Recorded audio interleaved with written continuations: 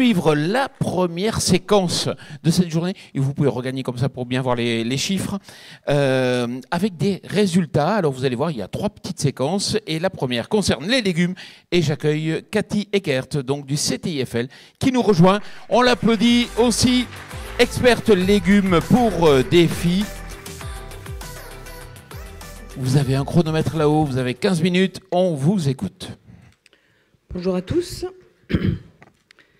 Alors donc moi je travaille au CTIFL de Bergerac et je suis détachée à la cellule d'animation nationale du réseau Défi, donc en tant qu'expert filière pour la filière légumes. Alors je vais vous... excusez-moi. Donc je vais vous présenter l'ensemble des éléments caractéristiques au niveau de Défi légumes, donc dans le dispositif ferme au travers de ma présentation PowerPoint, et ensuite une courte vidéo vous présentera le nouveau dispositif XP, donc qui a démarré en 2018. Au niveau de la filière légumes, donc nous disposons de 34 réseaux fermes, avec une première vague de démarrage donc en 2011 et une seconde en 2018, avec un développement important du réseau en 2016, avec un développement important sur 2016, et nous avons atteint donc les 34 réseaux, qui sont répartis sur à la fois en agriculture biologique et en conventionnel, avec environ 38% des exploitations qui sont conduites en agriculture biologique et réparties sur l'ensemble du territoire et globalement dans les grandes zones de production. Nous avons aussi donc cette répartition des systèmes de culture dans les différents modes de conduite, donc en sous-abri, en hors-sol et en plein champ. À noter que sur la partie hors-sol, donc la région sud-est n'est pas présente. Et sur les cultures hors-sol, donc c'est essentiellement les cultures de fraises, framboises et de tomates qui sont présentes. Dans le fonctionnement du réseau ferme, donc chaque année, les ingénieurs réseau réalisent ce que l'on appelle un bilan de campagne, à la fois à l'échelle régionale, donc qui permet de faire un état récapitulatif des conditions à la fois climatiques et biotiques de l'année, et puis des bilans individuels qu'ils réalisent avec chacun de leurs agriculteurs, afin de montrer comment les systèmes de culture ont évolué, quels ont été les leviers qui ont été mobilisés, et quels sont les résultats obtenus, donc à la fois en termes d'indicateurs et de performance. Et c'est aussi un moment d'échange pour se projeter sur l'année suivante. Donc dans les éléments synthétiques pour l'ensemble de l'année 2018, je vous ai remis ici les points marquants climatiques, donc des gels tardifs en début d'année sur certaines zones de production légumière qui ont pu être impactées, une forte pluviométrie sur le printemps qui a eu aussi des impacts sur les semis, les plantations. On peut voir par rapport à ce qu'évoquaient les 3 producteurs tout à l'heure que ça peut avoir des impacts sur des leviers alternatifs comme le désherbage mécanique et en parallèle donc une forte pression adventice. L'été a été plus chaud et plus sec ainsi que l'automne, et donc des implantations plus difficiles aussi pour d'autres raisons. La première cause de perte de rendement sur l'été qui a été due plus à des restrictions d'eau que des problèmes de maladies ravageurs, et des pressions maladies plus faibles sur l'automne, donc des cultures d'automne qui ont été un peu plus épargnées, et globalement une pression ravageur beaucoup plus forte qu'une pression maladie. Donc je vais passer maintenant... alors concrètement, ici, vous avez les maladies qui ont été beaucoup plus présentes sur l'année 2018 et qui ont aussi été plus en pression croissante par rapport à la campagne précédente, et la liste des ravageurs qui est beaucoup plus conséquente sur cette campagne 2018, donc à l'échelle nationale, à partir du suivi qui était fait par les ingénieurs réseau donc, sur leur territoire. À savoir que ces éléments-là sont corroborés par les éléments qui sont collectés aussi au travers des bulletins de santé du végétal. Donc je vais passer maintenant à la présentation des résultats en termes d'IFT hors biocontrôle à l'échelle du système de culture, avec donc à chaque fois le mode de production, donc abri, hors sol et plein champ, et le mode de conduite, donc en conventionnel ou en AB. Sur l'ensemble de ces graphiques, donc vous avez ici l'échelle du temps, donc le point zéro pour les systèmes de culture historiques, donc en vert, et le point de démarrage pour les systèmes de culture qui sont arrivés en 2016, donc en bleu, Et l'échelle donc sur laquelle nous avons travaillé pour ce mode de conduite, ce mode de production, pardon, au niveau de l'IFT hors biocontrôle à l'échelle du système. Donc là, vous avez l'évolution ici sur l'abri, avec donc une baisse de 42% pour les systèmes historiques entre le point d'entrée et les trois dernières années, donc de 42% en abri conventionnel. En abri AB, donc c'est le même dispositif, donc une baisse un petit peu plus forte, avec une échelle d'IFT quand même qui est plus réduite. Sur le dispositif hors sol, donc le mode de production hors sol, on a une baisse donc de l'ordre de 55%, toujours par rapport au système historique. Et pour terminer, donc sur le plein champ, ici la baisse donc est de 44%, donc avec une échelle qui est intermédiaire entre l'abri et le hors sol. Et sur la partie AB, donc en plein champ aussi, une baisse, donc c'est celle là où on a la baisse la plus forte, mais avec des IFT de départ qui sont quand même beaucoup plus faibles. Donc pour obtenir ces résultats, quels sont les leviers qui sont mobilisés par grand type de bioagresseurs? Donc c'est aussi toujours à partir du bilan de campagne que j'ai fait cette synthèse-là.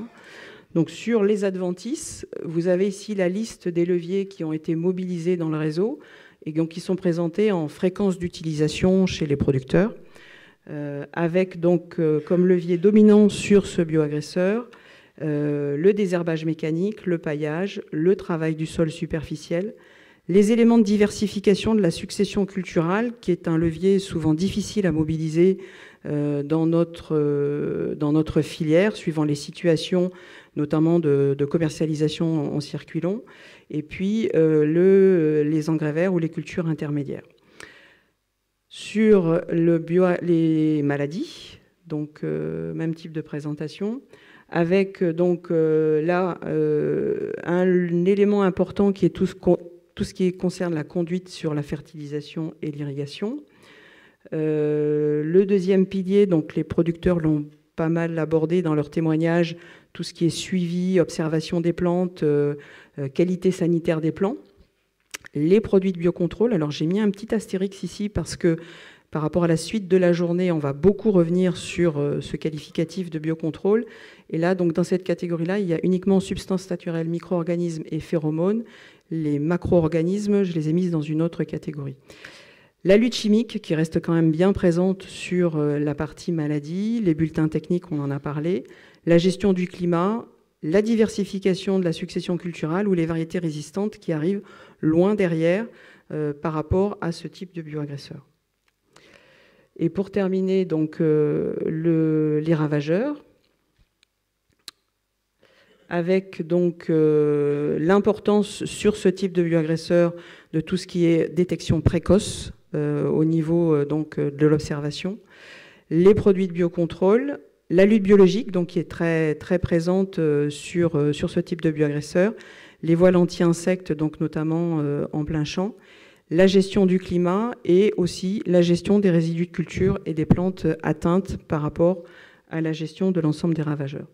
Donc le levier de diversification culturelle qu'on a vu de façon importante sur les adventices, un peu moins en maladie, est encore plus en retrait sur la partie ravageur, donc peut-être aussi plus difficile à mobiliser dans cette catégorie de bioagresseurs. Et puis les variétés résistantes qui sont aussi encore plus loin en termes de fréquence d'utilisation, mais là aussi peut-être aussi parce qu'il y a moins de matériel disponible sur cette catégorie de bioagresseurs. Donc pour terminer, par rapport à l'ensemble de ces résultats, donc, la réduction des phytosanitaires dans notre filière, donc c'est quelque chose qui est mobilisé depuis longtemps. On peut voir que la combinaison des leviers est un élément important et que l'approche systémique pour aller encore plus loin dans cette combinaison des leviers doit être renforcée, notamment au travers des aspects de leviers qui peuvent apporter des baisses de phytosanitaires importants, comme la diversification ou le levier variétal, et pour amener de la robustesse dans les nouveaux systèmes de culture. Et pour terminer, donc, j'insisterai sur la dynamique territoriale importante et notamment l'approche filière pour répondre à une demande sociétale. Les producteurs l'ont bien témoigné. de façon à maintenir des filières de production, donc notamment en légumes à l'échelle nationale. Quand on voit l'évolution notamment de nos importations, je pense que c'est un élément important, filières aussi diversifiées soient-elles, et on a pu le voir au travers de l'ensemble des systèmes de culture. Donc là maintenant, le dispositif expérimentation donc sur la filière légumes va vous être présenté au travers d'une vidéo. Il y a 11 projets pour cette filière qui ont démarré donc en 2018 et 2019 et qui vont se poursuivre jusqu'en 2023-2024.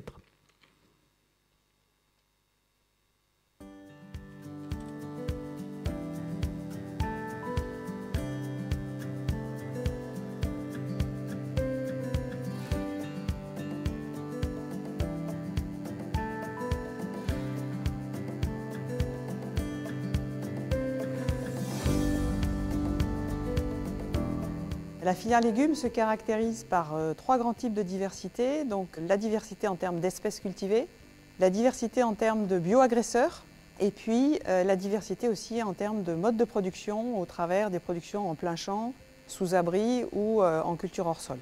L'autre élément qui entre en ligne de compte dans notre filière, c'est la présence importante du consommateur au travers de sa demande pour un produit zéro défaut, zéro résidu et de plus en plus zéro traitement. Et puis aussi les modes de commercialisation divers que nous avons au sein de la filière, sur les marchés, en grande distribution, chez les détaillants, directement à la ferme. C'est avec l'ensemble de ces éléments que le producteur aujourd'hui doit recourir de plus en plus à des méthodes alternatives et que l'ensemble des acteurs de la filière, notamment au travers des projets Défi XP, travaillent dans ce sens. La première vague de projets Défi XP donc, nous a permis de montrer qu'il était possible de réduire le recours aux produits phytosanitaires dans nos systèmes légumiers, mais nous a attiré sur 3 points de vigilance. Donc, le premier concernant la compensation des baisses de rendement et des baisses de qualité que l'on a pu observer face aux aléas climatiques et aux variations de pression de bioagresseurs. Le deuxième point était d'aller plus précisément dans l'évaluation des performances économiques, sociales et environnementales sur nos systèmes en lien avec la demande accrue du marché. Et puis le troisième point, c'est de lever un certain nombre de verrous techniques auxquels nous nous heurtons toujours, de manière à pouvoir aller plus loin dans la maîtrise des leviers mobilisés et surtout dans leur combinaison. Alors nous attendons de cette nouvelle vague de projets 3 types d'avancées. Donc une première sur la création de références à la fois techniques, économiques, sociales et environnementales sur des systèmes de production qui sont en développement aujourd'hui au niveau national, donc à savoir des systèmes en maraîchage très diversifiés, soit en agriculture biologique au travers de 2 projets, CFERSOL porté par le lycée de Flixbourg et Persiste porté par la FRAB Bretagne, soit en agriculture conventionnelle au travers du projet Système Or, donc porté par la Chambre régionale de Bretagne. Autre système aussi en développement, les systèmes en agroforesterie qui associent à la fois du maraîchage avec de la production fruitière. Et là, c'est le projet Ampusa qui est porté par le GRAB. Et dernier système qui semble aussi intéressant à prospecter, c'est la production de semences en production légumière. Et là, c'est la FNAMS qui a déposé un projet, donc le projet AgroSem. Deuxième avancée technique sur laquelle nous souhaitons aller plus loin dans ces projets, c'est l'implication donc des metteurs en marché. Nous avons vu le poids important du consommateur dans notre filière. Certains projets ont pris à bras le corps d'impliquer l'aval dans le déroulement des projets. Donc il y a Fragassist, porté par Invenio, où des organisations de producteurs ont été impliquées comme partenaires et comme hébergeants des sites d'expérimentation. Minipest, porté par la Chambre d'agriculture du Nord-Pas-de-Calais, où des metteurs en marché participent au comité de pilotage. Et puis 3 projets qui sont vraiment au cœur des zones de production des légumes concernés. Donc Braise et collègues sur le chou, porté par le CRAFEL Bretagne. Agricomel, donc sur le melon, porté par le CTIFL et qui est présent dans les différents bassins de production. Et Alter Carotte, qui est porté par l'AOPN Carottes de France, sur les 2 grosses zones de production que sont la Normandie et l'Aquitaine.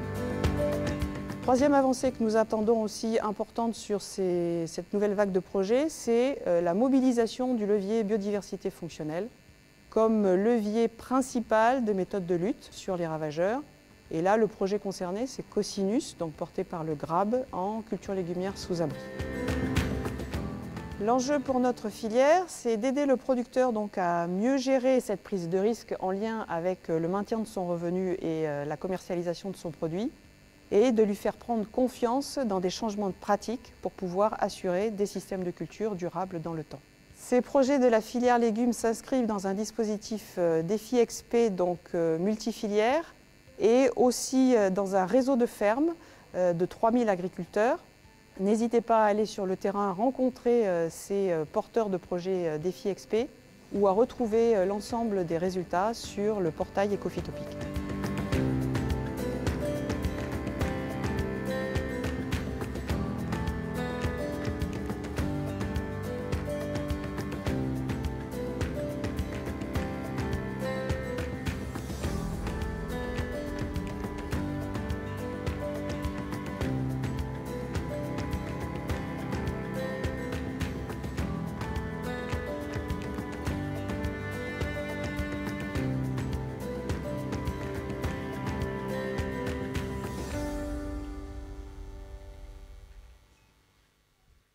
Merci de votre attention. Merci beaucoup, Katia.